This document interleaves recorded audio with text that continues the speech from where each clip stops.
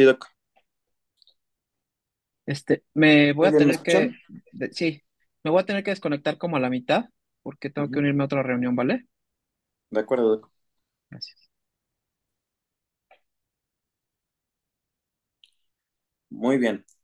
Entonces, esta tarde vamos a revisar el tema de síndrome cardiorrenal, una relación entre corazón y riñón que vamos a ver muy frecuente en el hospital.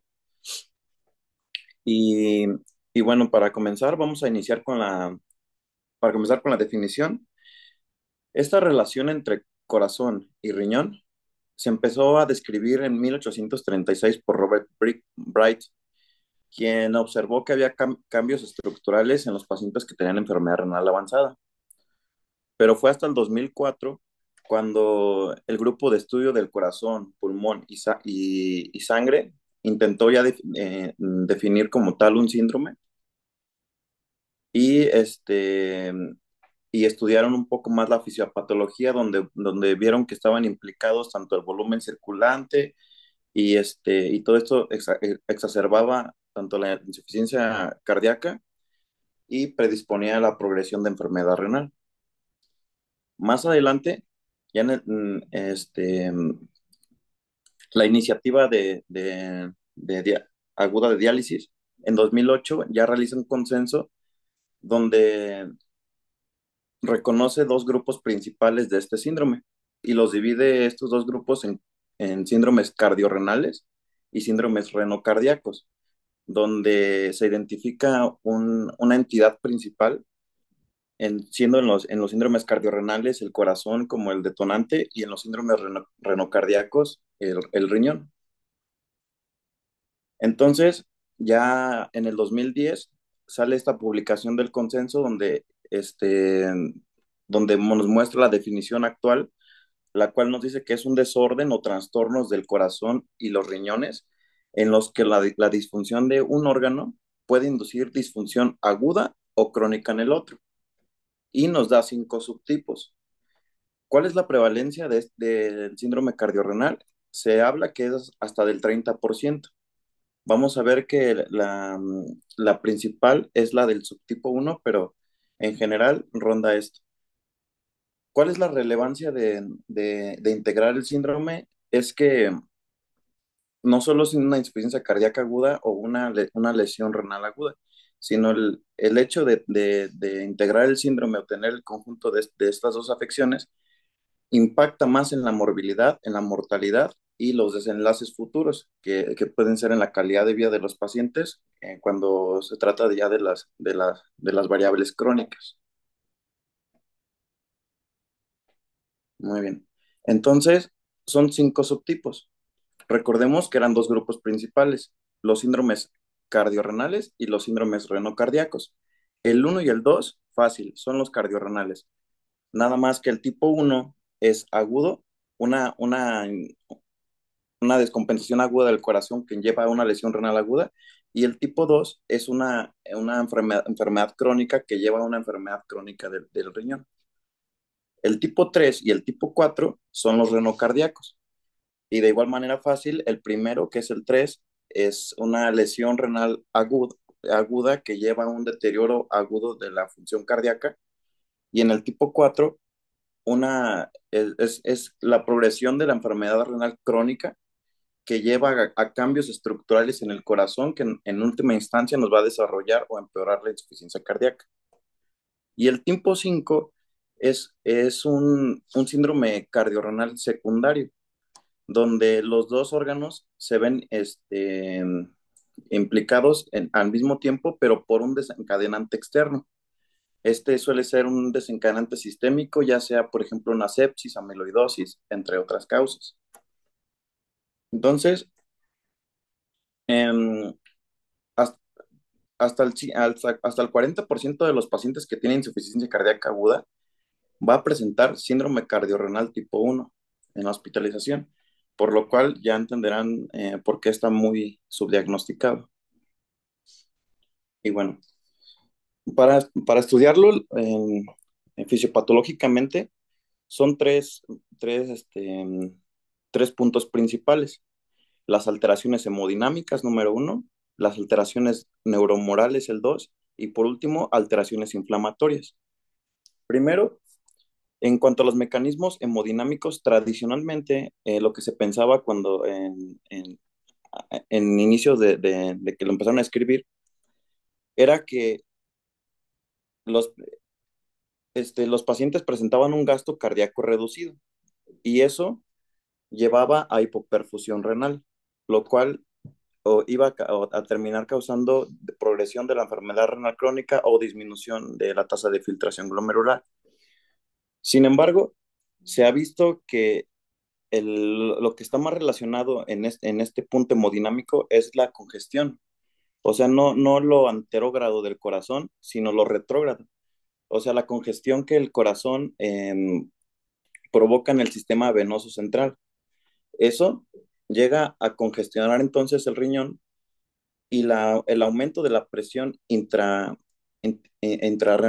es lo que va a disminuir la perfusión del riñón y en última instancia disminuir la tasa de filtración glomerular. Ok, cabe mencionar que en esta fisiopatología hay mecanismos compensadores, como lo es la respuesta de la arteria aferente, que va a aumentar transitoriamente la filtración, pero cuando la congestión sobrepasa este mecanismo compensador, ya entonces es cuando vamos a observar la disminución en la tasa de filtración glomerular. Entonces, aquí a grandes rasgos vemos el síndrome cardiorrenal tipo uno a su lado izquierdo, donde el insulto primario está en el corazón, que puede ser más frecuentemente por una insuficiencia cardíaca aguda o un síndrome coronario agudo, en- desarrollando síndrome cardiorrenal, o sea, lesionando el riñón en 29 a 45% de la descompensación cardíaca aguda y en 9 a 43% de los síndromes coronarios, mediante los mecanismos que ya mencioné, hemodinámicos, neuromorales e inflamatorios. Entonces, aquí vemos cuál es el mecanismo hemodinámico principal, que es la congestión a nivel del riñón. Y entonces, en el sistema venoso, al aumentar la presión, va a incrementar la presión de la arteria eferente. Esto va a ocasionar que haya aumento de la presión glomerular y entonces va a disminuir el filtrado. A su lado derecho van a ver unas curvas ROC donde se compara cuál es la correlación que tiene el índice cardíaco en verde contra una presión venosa central elevada en rojo. Y entonces aquí lo que se trata de ver es cuál tiene mayor área bajo la curva. El índice cardíaco aquí representa un área bajo la curva menor a 5.5 y el área debajo la curva de la congestión venosa es mayor a 7, lo que es lo que da significancia. Entonces, esto nos ayudó a comprender cómo este mecanismo es más importante que el anterógrado del corazón, o sea, la disminución del gasto cardíaco. Sin embargo, los dos tienen que ver. Muy bien. Después del hemodinámico, vemos el punto número 2 de la fisiopatología, que es la activación neuromoral. Tanto las enfermedades renales como cardíacas nos van a provocar aumento del sistema renina-angiotensina-aldosterona. Y ya sabemos cuáles son los principales efectos, que es vasoconstricción, retención de sodio y por ende de líquidos y fibrosis tanto a nivel de corazón y riñón. Esto también nos va a causar activación del sistema nervioso simpático, lo cual incrementa las resistencias vasculares y aumenta el estrés oxidativo. Y por último, la activación de la vasopresina, que nos va a dar mayor retención hídrica y mayor disfunción endotelial. En el último punto, que es la inflamación, se han visto implicadas citocinas proinflamatorias como el factor de necrosis tumoral alfa, la interleucina 6 y la interleucina 1, las cuales promueven el daño endotelial y fibrosis. De hecho, se ha observado que altera la relajación del músculo cardíaco y aumenta el remodelado, ocasionando más adelante insuficiencia cardíaca. Y bueno, la inflamación, pues a nivel del endotelio disminuye el óxido nítrico y aumentan las especies reactivas de oxígeno.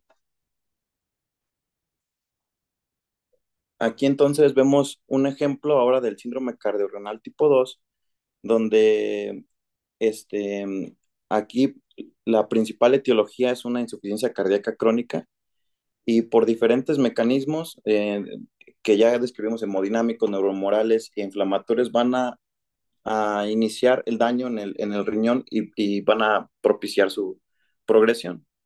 Ya hay otros mecanismos aditivos como la anemia, otros mecanismos que también nos van a causar daño. Pero bueno, en, a- el aumento bueno, se ha visto que la prevalencia de enfermedad renal crónica es mayor en pacientes con insuficiencia cardíaca. Y aquí lo vemos en la gráfica de su lado derecho, donde vemos que en pacientes con insuficiencia cardíaca admitidos en un hospital se encuentra un alto porcentaje, hasta 60% de pacientes con enfermedad renal crónica. Y aquí vemos en los diferentes estadios en los que se encontraron en una corte de más de 100,000 pacientes. Bueno, ahora los renocardíacos, que es el tipo 3, una lesión renal aguda que lleva a disfunción aguda del corazón, y el tipo 4, una enfermedad renal crónica que lleva a remodelado cardíaco del corazón. En la lesión renal aguda, claro está que el principal, el principal factor es el hemodinámico, aumentando el volumen y la inflamación, los cuales va a disminuir la contractilidad y la relajación del corazón. Por otro lado, en el tipo 4 es una fisiopatología un poco diferente. Se ha descrito la presencia de miocardiopatía urémica, ya que se han estudiado los pacientes con enfermedad renal avanzada y se ha visto que la presencia de FGF23 es tiene un efecto causal independiente para este tipo de remodelado en la miocardiopatía urémica, la cual tiene una hipertrofia en parches que se ha observado también en resonancia magnética. Y por último, el tipo 5, donde en afecciones sistémicas como la diabetes, una amiloidosis sistémica, vasculitis, sepsis, nos van a ocasionar el daño en el mismo momento de tanto del corazón como del riñón. La sepsis, que es una de las entidades que más frecuente vemos en el hospital, se asocia en 11 a 64% con lesión renal aguda y con disfunción cardíaca en 30 a 80%. Muy bien. Eh, Ahorita que hablé un poco de la fisiopatología, se dan cuenta cómo todo va encaminado más hacia los síndromes cardiorrenales agudos. Los síndromes cardiorrenales crónicos, el 2 y el 4, se, se, eh, se entienden mejor cuando observamos el conjunto de factores de riesgo o sistémicos que tienen los pacientes como diabetes, obesidad, síndrome metabólico, hipertensión, amiloidosis, y cómo estos a largo plazo nos van a dañar tanto el corazón como el riñón. Entonces, se ha propuesto que estos se estudien de manera diferente como un síndrome cardiorrenal crónico, pero todo esto sigue siendo una propuesta. De hecho, hay un artículo de revisión de Nature que hace una propuesta para reclasificar los síndromes cardiorrenales, ya no como en los 5 subtipos que anteriormente mencioné, sino dentro de diferentes categorías, donde puede predominar la afección hemodinámica, la uremia, afectaciones vasculares, neurohumorales, anemias o deficiencias del hierro, alteraciones principales del metabolismo mineral o déficits nutricionales como la malnutrición, inflamación, caquex, etcétera. Ya que ellos en esta revisión incluso nos ofrecen también este, es- esta gráfica, este esquema donde vemos la interrelación entre todos estos factores y cómo estos nos pueden llevar a daño tanto del corazón como del riñón. Pero bueno, esto es solo una propuesta, ya que no se ha replicado en otros estudios. Bueno, entonces, ahora que sabemos las definiciones y cuáles son los tipos de síndrome cardiorrenal, ¿cómo lo vamos a diagnosticar?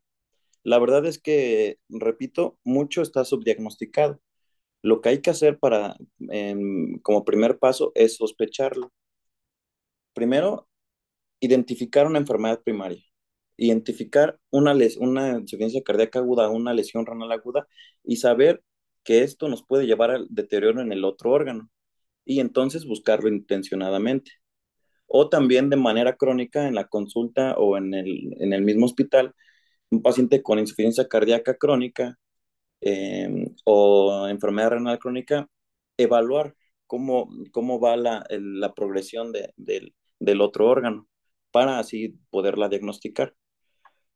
Aquí lo que ha variado un poquito más es el diagnóstico de la lesión renal aguda.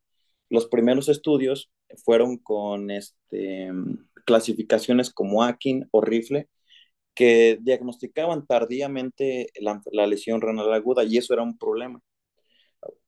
Afortunadamente lo modificaron ya en el 2012 con Cadigo e implementaron ya los volúmenes urinarios para diagnosticar un poco antes esta lesión renal aguda, pero aún así sigue siendo tarde. Nos tardamos a veces hasta más de 12 horas en diagnosticarla. Por el otro lado de la descompensación aguda del corazón, pues vamos a seguir los estándares que es em, la sintomatología de congestión, que puede ser disnea, eh, una, una arritmia, edema, etcétera, ¿no?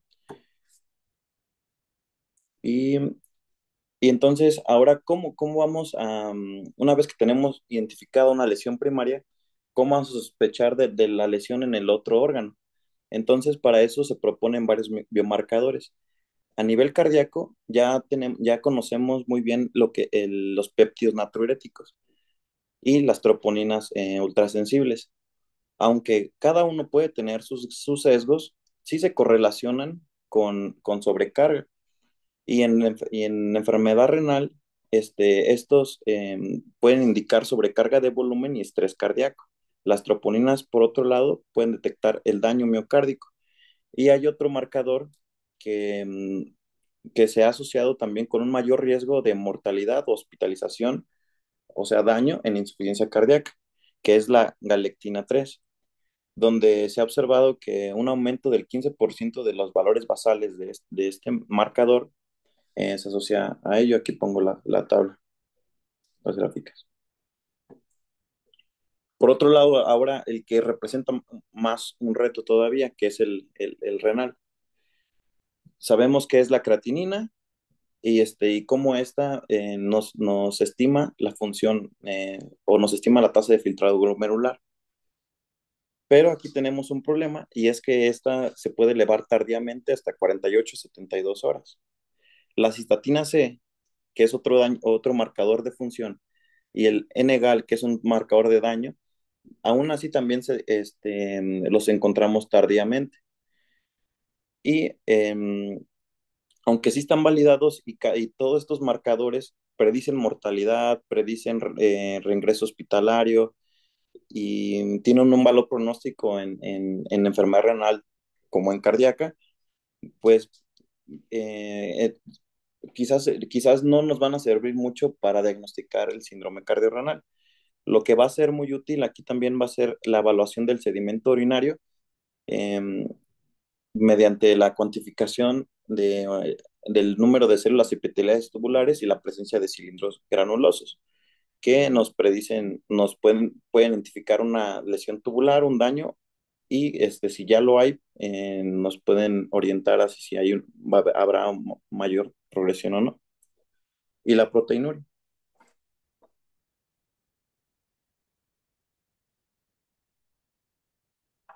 Muy bien. Aquí, algo que hay que tomar en cuenta en síndrome cardiorrenal, que es la evaluación de la creatinina. Se ha visto que en síndrome cardiorrenal, cambios en la creatinina se pueden asociar a una diuresis adecuada o apropiada, y entonces em, podrá modificar nuestra terapéutica para mal si no tomamos esto en cuenta, ya que una elevación de creatinina en síndrome cardiorrenal no siempre se relaciona con un pronóstico negativo. Aquí es muy importante de diferenciar entre si esta elevación de creatinina es por una lesión renal aguda verdadera, o sea, que haya evidencia de lesión tubular. Como ya lo mencioné, hay otros marcadores, a lo mejor el Enegal, la proteinuria, o la evaluación del sedimento, versus una pseudolesión renal aguda, ya que todo esto se puede relacionar con cambios funcionales, tanto por a lo mejor la redistribución de los líquidos y, y un mecanismo compensatorio con el sistema renina-angiotensina-aldosterona. Se han visto también, en este sentido, se ha estudiado la cistatina C, la cual nos puede ayudar a mejorar este rendimiento diagnóstico, pero todavía sigue siendo un reto, por lo cual se han estudiado más marcadores. Lo importante, lo que se busca, son marcadores tempranos. Entonces, aquí, de los que aquí se enlistan, los que más se proponen son el TIMP y el IGF-BP7, aunque sabemos la disponibilidad de en los hospitales, pues, no es nula, pero bueno, eso sigue en investigación. Por otro lado, tenemos los métodos de imagen. El uso del ultrasonido, yo creo que es lo que más voy a resaltar en esta charla, donde la ecocardiografía es un estudio reproducible que podemos hacer al pie de cama. Nos va a dar una evaluación de la hemodinámica y de la función ventricular. Mediante él podemos evaluar la congestión. Algunos validados en síndrome cardiorrenal podemos estimar una presión venosa central, la presión sistólica de la arteria pulmonar, podemos calcular la presión cuña capilar pulmonar, la presión auricular y la diastología mediante el estudio del anular mitral y la relación E'. En esta última se ha visto que una E' mayor a 15 correlaciona con una presión capilar pulmonar cuña mayor o igual a 18 milímetros de mercurio. Número dos, podemos ver em, es- algunos factores que se pueden asociar con la mayor incidencia de síndrome cardiorrenal. ¿Cuáles son estos? Los pacientes que tengan una disminución en la FEBI menor al 40%, em, pacientes que tienen un marcado aumento de la presión pulmonar y aquellos que tengan un mayor diámetro del ventrículo derecho. Además, en pacientes que incluso tengan FEBIs arriba de 40, pero que muestren un strain longitudinal bajo, también predice en síndrome cardiorrenal un peor em, desenlace asociado con aumento de la mortalidad. El ultrasonido, no solo en corazón, sino también a nivel renal, nos puede dar datos muy importantes, como es evaluar la perfusión renal y evaluar los flujos, tanto venosos o evaluar el índice de resistencias de la arteria renal. Muy bien. Los flujos venosos intrarrenales, los cuales hacemos todos los días en el Vexus, han mostrado que los patrones continuos eh, se relacionan con una baja presión en la aurícula derecha, usualmente menor a 10, y eso se ha relacionado con una supervivencia mayor al 95% a un año. Pero el patrón discontinuo o monofásico se relaciona con alta presión de la aurícula derecha y, y con supervivencia menor al 40% a un año. El índice de resistencia arterial renal correlaciona con la presión venosa central. Y otra cosa muy importante del ultrasonido es que Aquí podemos diferenciar entre si se trata de una enfermedad renal crónica o no, mediante algunos datos estructurales como es el tamaño renal, la cogenicidad, el grosor cortical y las proporciones córtico-medulares que nos van a indicar si el paciente tiene enfermedad renal crónica o no. Muy bien, ahora el POCUS, una herramienta que está al alcance de nosotros, validado para que nosotros lo podamos usar. Todas estas medidas son reproducibles y podemos evaluar congestión desde a nivel pulmonar, a nivel cardíaco mediante ondas Doppler. Podemos evaluar vena cava, las pulsatilidades de la vena porta, de la vena femoral. Podemos ver el índice de Valsalva a nivel de la yugular, etcétera. Y también podemos evaluar el índice cardíaco, el gasto cardíaco. Muy bien. Más allá de esto, también se han propuesto otras formas de evaluar a los pacientes con sospecha o con diagnóstico de síndrome cardiorrenal. En, en pacientes que se determina que están congestivos, se ha propuesto el uso de la bioimpedancia, la cual nos puede medir el agua corporal total y una vez diagnosticados los pacientes nos puede ayudar a mejorar o optimizar nuestra terapia y decidir el momento del alta. También en, en, en urgencias ayuda mucho para distinguir si la disnea es por insuficiencia cardíaca o no. Y el rendimiento de esta aumenta cuando la, la asociamos con los niveles de BNP, a través de un péptido natriurético. Otro es la medición de la presión intraabdominal. ¿Cómo se hace esto? Es mediante una sonda urinaria. Mediante una sonda urinaria se introduce un transductor y este nos va a estimar la presión intraabdominal. En pacientes que llegan a hospital con insuficiencia cardíaca, se ha visto que hasta el 60% de ellos tienen una presión elevada, o sea, arriba de 5 o 7 milímetros de mercurio. También ya hay dispositivos para monitoreo hemodinámico implantables, los cuales el paciente puede, con los cuales podemos evaluar al paciente durante la hospitalización o incluso fuera. Ya hay estudios, ensayos que han evaluado esto, específicamente el dispositivo CardioMEMS, mediante el ensayo Champion. Esto, en este estudio se observó que, que las mediciones, el monitoreo de estos pacientes redujo las hospitalizaciones, optimizando la terapia, y hubo tendencias hacia una menor mortalidad. O sea, estos cambios no fueron significativos, pero sí llama la atención esta reducción en hospitalizaciones. Por otro lado, en pacientes principalmente críticos o con una congestión grave, se ha evaluado el monitoreo hemodinámico invasivo, principalmente de la presión de la arteria pulmonar. Sin embargo, el ensayo ESCAPE no mostró ninguna reducción en la mortalidad ni en hospitalizaciones, por lo cual no se recomienda de forma rutinaria. Estos son para que los conozcan. Pero bueno, hasta ahorita, ¿alguna duda? Muy bien. Vamos a pasar al tratamiento. Como ya lo vieron, los mecanismos hemodinámicos y la congestión son un mecanismo muy importante y descongestionar al paciente es uno de los pilares, es uno de los principales targets. Entonces, em, la primera medida para controlar este volumen son los diuréticos y estos, los de ASA, los cuales son nuestra principal herramienta.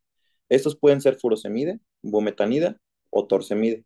Todos estos tienen algunas diferencias farmacocinéticas y farmacodinámicas eh, que, por ejemplo, nos pueden sugerir que la bumetanida o torsemide son mejores, dado que tienen mayor biodisponibilidad y vida media.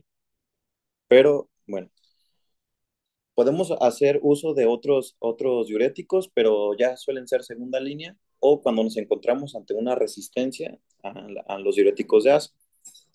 Después, cuando los diuréticos no son eficaces, podemos, podemos llegar a utilizar la ultrafiltración, que es, eh, que es un mecanismo como una hemodiálisis, pero la cual está sujeta a presión para eliminar mayor líquido isotónico. Número dos es el control neuromural, que ahora sí es con fármacos que bloquean el sistema renina-angiotensina, como los IECA o ARA, los ARNI, los antagonistas de la aldosterona y actualmente también los inhibidores de SGLT2. Por último, reducir la inflamación. A lo mejor controlar otros factores asociados o desencadenantes. Y hay algunas terapias en investigación dirigidas a las citocinas que ya había mencionado en un inicio, que son principalmente el factor de necrosis tumoral alfa y la interleucina 6. Muy bien. Nuestra primera línea va a ser el diurético de ASA. El más conocido es la furosemide. La estrategia la estrategia inicial sería, si el paciente es virgen a diurético, dar una dosis de 20 a 40 miligramos inicial. Y si el paciente ya tomaba diuréticos en casa, dar 2 a 2.5 la dosis que tomaba en casa por una intravenosa. Y se han estudiado las diferencias entre darlo en bolos contra en infusión. Y no han mostrado diferencias significativas ni en, ni en, ni en reducción de peso, ni en este, ¿cómo se llama? Ni en reducción de peso, ni en cambios de creatinina, ni en control de síntomas. Por lo cual se puede hacer cualquiera. Y por otro lado, ya después, cuando la respuesta no es la esperada, podemos valernos de otros diuréticos, desde los que actúan en el túbulo contornado proximal, como la cetazolamida o los 10 inhibidores de CGLT2. En el túbulo distal, como lo son los diuréticos las tiacidas y los antagonistas de mineralocorticoides, como la espironolactona. O en el túbulo colector, como los bloqueadores de los receptores B2, como lo es el tolvaptan. Muy bien. Aquí están un esquema, un algoritmo de cómo vamos a actuar. Como le comenté, iniciamos con una dosis de 20 a 40 si no tomaba diurético o una dosis de 2 a 2.5 veces la que tomaba. Tenemos que evaluar la respuesta a ese diurético, ya que